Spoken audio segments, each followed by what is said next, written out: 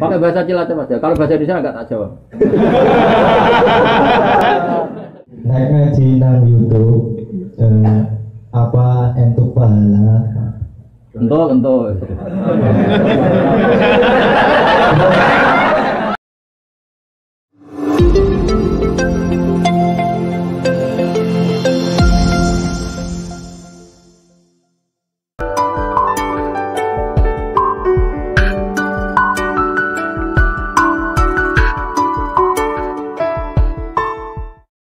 Assalamualaikum warahmatullahi wabarakatuh. Semuanya mana ngapak ya? Cilacap. Iya, baik yang ngapak. Pakai bahasa Cilacap aja. Kalau bahasa Indonesia enggak tak jawab. Pokoknya kalau bahasa Indonesia enggak bisa dijawab ya. Dan pakai bahasa kasarnya enggak boleh bahasa halus. Bahasa Cilacap kepriben lah, bocah. Kepriben. Dari kafe weh. Kepriben.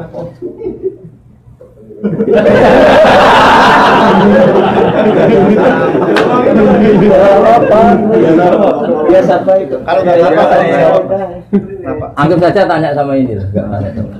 Ya sudah, bisanya.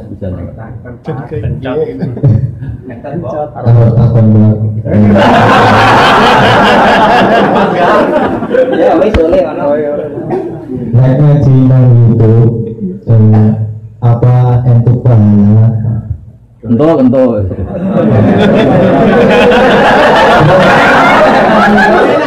Apa syaratnya bisa nyambung? Bisa. Sanat itu gini loh ya. Saya sering dapat pertanyaan sama dari Cilacap. Siapa namanya? Gunawan. Oh bagus. Gunawan tuh manusia ada gunanya. Iya kan? Orang kaya jutawan kan gitu. Tukang pewarta hartawan. Tukang ada gunanya. Maka kalau nyuruh sama ini gunanya banyak. Ya semua yang nyuruh pakai ini aja. Pasti gunanya banyak. Jadi orang kalau kaya jutawan, pewarta wartawan. Ya. Kalau orang kelayaban bisa tawan wisata, tukang kelayaban kan. Jadi apa? Tawan. Kalau banyak gunanya gunawan. Kalau banyak masalah. Begini ya, jadi ngaji saya di YouTube itu dari awal sudah saya ikhlaskan lillahi ta'ala, dan otomatis secara sanad itu tersambung. Yang ada syarat ketat itu kalau mau jadi mufti. Ya, jadi apa? Mufti itu orang yang punya otoritas menghukumi halal haram, syarat tidak sahnya sholat atau syarat sah tidaknya nikah itu nggak boleh hanya sekedar ngaji di YouTube. Tapi kalau syarat ingin tahu kebaikan sudah cukup. Karena kebaikan itu ma'ruf, mudah dikenal oleh Jadi kalau syarat-syarat yang ketat harus ketemu gurunya, ngaji lama, terus akhlaknya harus baik, hafal Quran, hafal hadis, itu syarat untuk mufti, ya Pak? Mufti itu begini loh, fatwa sesuatu yang jelimet itu namanya mufti. Kalau sampean kan nggak perlu seperti itu. Makanya dengar ngaji saya yang bisa dilakukan, yang nggak ditunda itu sudah selesai. Dan potongannya ya nunda semua. Misalnya saya ngaji, wajib gak orang nyaur utang? Ayo jawab. Wajib. Tahu toh? Ditunda apa langsung? Tunda. Ketika kangen keluarga wajib gak terus ingin pulang atau ngirimin? Tapi ketika ada tadi kantor-kantor pikirannya mulai macam-macam. Nah. Kenapa kalau mufti syaratnya ketat? Karena mufti itu akan menimbang hukum yang kayak iya, kayak tidak. Itu harus orang alim, nggak boleh hanya lewat YouTube. Saya beri contoh ya Mas Gunawan ya, kayak iya, kayak tidak. Misalnya gini, saya beri contoh. Kerja di Korea itu baik apa enggak? Kalau melihat sisi jauh dari keluarga agak baik. Tapi apa artinya deket tapi enek? Enak itu raine ketok terus rezeki ora tau ketok. Itu namanya enak. Jauh tapi gak enak karena veselnya kirimannya banyak. Lancar. Nah kalau istri kamu rata-rata nelpon kangen orangnya apa kangen kiriman? Kiriman. Nah itu kan terus ketika ada orang tanya baik mana merantau sama di rumah itu pas itu Cuma itu hukum sosial, tapi seorang mufti pasti gampang, kayak iya, kayak tidak. Nah, itu butuh orang alim yang ngajinya tenanan. Tapi kalau hukumnya suami istri sebaiknya apa ya rukun, ya, itu kan nggak perlu mufti, pasti iya gitu, apa? Pasti iya. Jadi saya jawab ya, jadi kalau ngaji lewat YouTube itu sudah sah. Cuma tetap saja nggak sah kalau sebagai mufti. Mufti itu menentukan hukum halal. Misalnya kamu marung di warung Korea yang terkenal misalnya masak babi, tapi yang kamu makan bener-bener telur atau ayam, hukumnya gimana? Mesti mufti itu mikir. Kalau melihat ayamnya halal, tapi paling digoreng di wajan yang sama, diletakkan di piring yang sama, dan mereka nyuci piring pasti tidak dengan cara Kalau melihat gitu kayaknya tidak halal ya. Tapi kalau melihat bisa saja, meskipun bisa saja pas jatah saya piringnya baru. Tapi meskipun kemungkinan itu entah. Tapi ya buat senam otak yang nggak mungkin dianggap mungkin saja. Tapi ini ya itu mufti. Misalnya sholat pesawat hukumnya gimana? Kalau melihat waktu sholat ya harus sholat. Tapi melihat kalau kamu sesuci misalnya, sesuci di pesawat itu wudunya kira-kira sempurna enggak? Buatan kan. Kalau sempurna dimarahin awak apa? Kabin. Setelah wudu tidak sempurna kira-kira tetap wajib sholat apa enggak? Mesti jawaban pertama wajib. Lalu sholat ini namanya apa? Sholat dihormatin waktu, hanya menghormati waktu, tapi nanti setelah di kos-kosan atau di Korea harus dikodoi. Tapi ketika wajib ngodoi melihat wajah-wajah gini, wah sholat aja sudah menguntungkan, disuruh wajib ngodoi. Muftinya ngeper lagi. Karena wajah-wajah kayak sampean itu semua mufti pasti ngeper. Ini sholat fardu aja abot, apalagi disuruh kodok. Hanya kalau ditanya hukumnya gimana Gus? Wajib sholat, wajib ngulang enggak? Kamu enggak. Terus ada lagi orang tanya saya, ini orang nggak pernah sholat sampai 10 tahun. Setelah tobat tanya, saya wajib kodok nggak Gus? Tak lihat wajahnya itu kalau diwajibkan langsung nggak sholat. Akhirnya saya sebagai kiai ngakalin, ya sudah yang penting kamu sholat dulu aja, tidak usah tanya kodoknya. Setelah setahun datang lagi, sudah tahu nikmatnya apa? Sholat. Gus caranya kodok gimana? Sudah nggak tanya kodok wajib enggak? Caranya kodok gimana? Saya bilang ya pokoknya tiap sholat kamu 2 kali aja, nggak usah langsung banyak apa? Tiap sholat 2 kali. Yang satu untuk sholat wajib hari ini, yang satu untuk nyaur utang yang dulu. Karena kalau langsung dihitung 10 tahun tuh sebulan kali 5, 10 hari aja berapa? 10 hari kali 5 waktu sudah 50. Berarti tiap 1 bulan 150.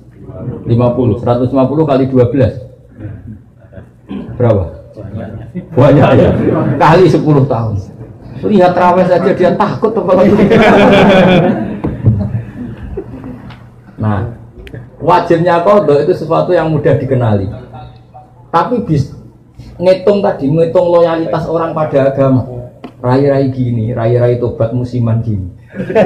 Kalau langsung diwajibkan itu malah apa bahaya. Makanya bilang ya sudah sholat dulu aja. Katanya kiai harus ngodok ikut 10 tahun sudah, saya sholat dulu aja, tidak usah tanya itu. Makanya dulu tuh ada cerita unik, ini guyonan saya sebagai penghormatan pada Korea palsu ini ya. Ada kiai itu kan rata-rata anaknya cantik. Kalau anaknya tidak pati cantik, ya rapati kiai. Kiai betul itu rata-rata anaknya cantik. Karena istrinya rata-rata ya. Kalau kiai istrinya jelek ya agak musibah. Tapi bisa bikin kantor cabang kan? Ini provokator itu. Apa pengesahan apa ya? Pakai kartu apa? Enggak, kantornya itu. Dia mengistilahkan istri kedua itu. Singkat cerita itu anaknya itu cantik. Ya dulu itu enggak ada akses ke dalam kecuali harus jualan apa? Air. Jadi ada orang santri itu agak nakal dia. Ingin tahu ningnya kalau dalam bahasa pondok itu ning. Taman karena saya yakin semua yang ngaji saya di sini itu masih ada sisa-sisa santri. Karena orang Indonesia hebatnya gitu, kecilnya mesti dolanan di musola, nguyoyo di musola, ya kan, baiknya orang Indonesia kan, iya kan, karena rata-rata kita pas kecil itu kan nyonsewu miskin, yang ada jeding itu di musola. Sekarang keluarnya tamer-tamer di Indonesia ke saya gitu, semenjak masjid bagus, kamar mandinya bagus. Kadang orang mau ke masjid itu bukan karena ingin jamaah, kudu ngising di rumah lari ke masjid. Ya kan sekarang banyak enggak? Banyak karena kamar mandi masjid lebih bagus. Yang parah kalau mau tidur Kang Ali, di rumah enggak ada AC, enggak ada kipas angin. Kalau ngantuk masih ke masjid. Kipasnya dinyalin. Di daerah kamu ya gitu. Di sini ya. Di kos-kosan nggak ada kipas, di sini masjid ada. Ada sih, malah sih di sini. Itu mau itikaf kok mau nikmati hidup. Nikmati hidup. Ya alhamdulillah kok Allah nggak apa-apa lah. Dekat masjid sudah baik. Meskipun niatnya tidak baik, semoga tetap apa? Baik. Singkat cerita dia itu pura-pura jualan apa? Air. Kiainya senangnya begini. Ben baru kayak anakku disenengi banyu murah soalnya. Kiainya wali jadi tahu kelakuan tadi santrinya tadi di Barno biarin dapat air murah loyal. Lama-lama dibilang gini sama Kiai. Kamu senang sama anak saya? Iya Pak ya. Syaratnya kamu harus jamaah di depan 40 hari. Kalau itu selesai nanti kesini tak nikahkan sama putri saya. Oh semuanya bukan main. Dia jamaah terus di depan ini di Masjid Haram, cerita ini di Mekah, nggak diserahkan, nggak di Salat. Jadi ini cerita kelas internasional, bukan kelas apa? Setelah itu sholat semangat dia. Ya, syaratnya 40 hari di soft awal. Ya imamnya tentu imam Masjid Haram, nggak masuk imam nggak ini. Kalau di sini nggak jadi wali 40 hari belum jadi wali. Ini di Masjid Haram yang satu sholat sama dengan 1000 sholat, ya 1000 rakaat. Kalau sholat di sini satu sholat kan benar-benar satu. Kalau di sana lipatannya kan berapa? 10.000. Ada yang bilang pokoknya ribuan, ratusan ribu, terserah hitungnya sampai 40 hari. Hari ke-40 selesai sama kiainya digandeng santri. Ayo nak pulang ke rumah saya. Tak kawinkan sama anak saya sesuai perjanjian. Itu santrinya marah-marah. Pak Kiai, minyak uang. Sholat diterima dijoli anak jenengan. Enggak bisa. Ternyata dia hari kedua ketiga sudah ikhlas, tidak karena cewek tadi, tidak karena putrinya kita tadi. Ayo nak pulang saya nikahkan sama anak saya karena sudah 40. Pak Yai, kamu menghina saya. Masa sholat nikmatnya seperti itu hanya hasilnya dapat putri jenengan? Enggak bisa. Sholat saya itu balasannya surga, enggak bisa. Enggak mau saya. Dari sholat untuk dapat cewek menjadi sholat nikmati kebenaran. Makanya kalau kamu ingin kaya tak suruh sholat hati. Nanti kalau sudah sering sholat nikmatnya sujud, nikmatnya muasalah sama Allah terus mulai berubah doa. Apa penting kaya apa enggak? Kalau kok masih ingin kaya terus berarti sholatnya masalah. Akhirnya enggak mau malah dikawinkan. Akhirnya kiainya yang merayu-merayu dia. Sudahlah tetap jadi mantu saya karena kiainya kesemsem ingin punya mantu ikhlas. Sekarang ganti yang kiainya yang mati-matian kerayu supaya dia mau jadi menantunya. Karena ingin punya menantu. Bisa dibuktikan ya. Mau nyoba itu. Mekah dulu.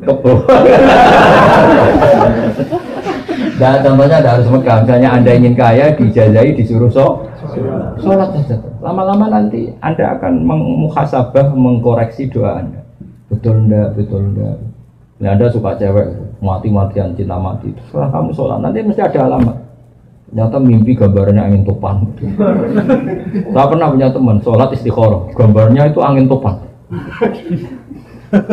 Ya macam-macam. Ya itu jadi itu artinya wasta'inu bisabri, no? Karena kita tidak pernah tahu yang maslahat untuk kita itu ke depan itu apa, kita tidak pernah. Makanya semuanya kita serahkan pada Allah Subhanahu. Ya, mungkin sampean kalau hidup di Jawa karena tetangga roh kiai kadang rapati senang. Karena kadang jenenge gawan tonggo, tapi gara-gara di Korea melihat Islam gak hidup malah sampai jadi kiai. Kalau di rumah jadi kiai RT saja nggak ngangkat ya. Tapi kalau di sini langsung kiai internasional. Iya, kalau kiai di Indonesia namanya kiai lokal, kalau sudah di sini Raisa. Jadi itulah hikmah yang dikersakakan Allah Subhanahu wa Ta'ala. Makanya berharap semoga keberadaan Anda di sini benar-benar ikut menyebarkan sujud, tauhid, tasbih di dunia.